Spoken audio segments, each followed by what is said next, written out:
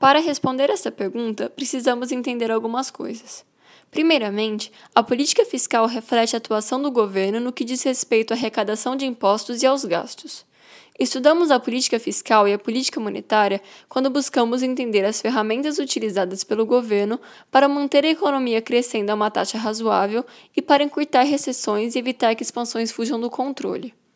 A análise da ciclicidade da política fiscal é importante em um contexto em que a política monetária pode não estar disponível como instrumento de estabilização da economia. A política fiscal expansionista poderia então ser usada durante os períodos recessivos e políticas contracionistas nos períodos expansivos. Como fazer isto? Por meio de estabilizadores automáticos ou de forma discricionária por meio de ações ativistas. E o que quer dizer uma política fiscal ativista ou não ativista? As políticas que respondem ao estado atual ou previsto da economia são chamadas de políticas ativistas. Queremos também distinguir entre ações de políticas econômicas tomadas em resposta a choques graves ou aquelas que regulam pequenas oscilações. Se um choque é temporário, se não possui efeitos de longa duração e se a política opera com defasagem, a melhor política econômica é não fazer nada. Além disso, devemos entender que olhar simplesmente para o superávit primário ou déficit fiscal não nos permite afirmar se a política do governo foi de fato ativista ou não ativista, já que existem estabilizadores automáticos do PIB. Afinal, o que são esses estabilizadores? Um estabilizador automático é definido como qualquer mecanismo que, sem intervenção governamental caso a caso, reduz o montante pelo qual o produto varia em resposta a um choque na economia. Vocês podem imaginar que algumas receitas e despesas reagem automaticamente a mudanças na atividade econômica, estimulando a atividade nos períodos de recessão e desestimulando-a nos períodos de expansão. O estabilizador automático mais importante é o imposto de renda, que reduz os efeitos multiplicadores de qualquer choque para a demanda agregada. Ao mesmo tempo, quando o PIB efetivo está abaixo do PIB potencial, os gastos do governo aumentam por causa das transferências sociais como o seguro-desemprego. Agora que entendemos o que são políticas ativistas e não ativistas e vimos o papel dos estabilizadores econômicos, podemos calcular o superávit primário ciclicamente ajustado para avaliar que tipo de política fiscal o governo está seguindo. O ajuste cíclico é necessário para filtrar o impacto de movimentos cíclicos nas variáveis e chegar ao cenário fiscal implícito. Como se calcula o superávit primário estrutural? Para explicar essa conta para vocês, simplificamos um pouco. Supomos que apenas as receitas reagem ao ciclo. Tecnicamente, isso significa que a elasticidade das receitas fiscais em relação ao hiato do produto foi 1 e que a elasticidade das despesas do governo em relação ao hiato do produto foi 0. Assim calculamos o superávit primário estrutural. Ou seja, a receita foi ajustada ao que teria sido se o PIB efetivo fosse o de pleno emprego. Aqui vocês podem ver o resultado.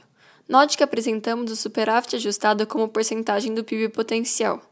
Vemos no início do período o efeito das reformas fiscais, até 99. A partir de então, podemos observar um superávit primário com nível bastante constante, apesar da leve volatilidade atribuída aos dados trimestrais. Isto muda a partir de 2008, quando o superávit ajustado começa a cair, ou seja, a política fica mais discricionária. E como calculamos o PIB potencial que utilizamos no gráfico?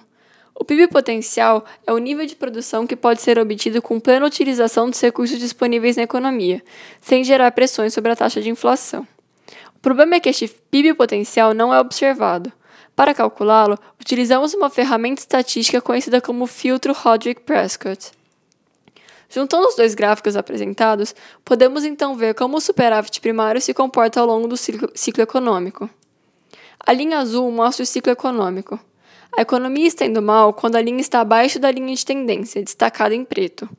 A linha vermelha mostra o comportamento do superávit primário estrutural.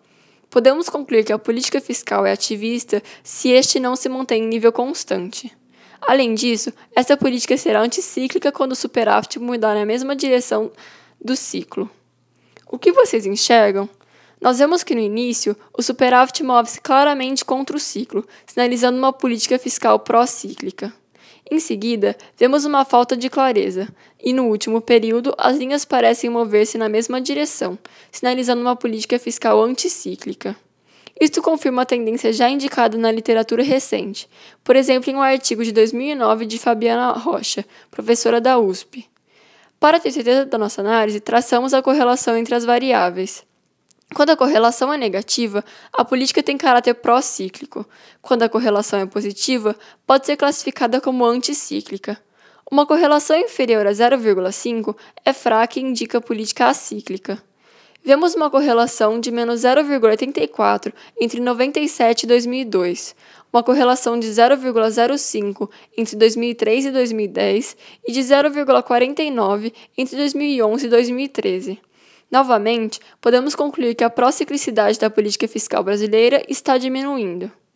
Para resumir tudo o que falamos até aqui, podemos dizer que, enquanto no início do período analisado a política fiscal ainda tinha caráter pró-cíclico, ela parece ter se tornado mais anticíclica ao longo do tempo, em função das reformas fiscais que acompanharam o Plano Real.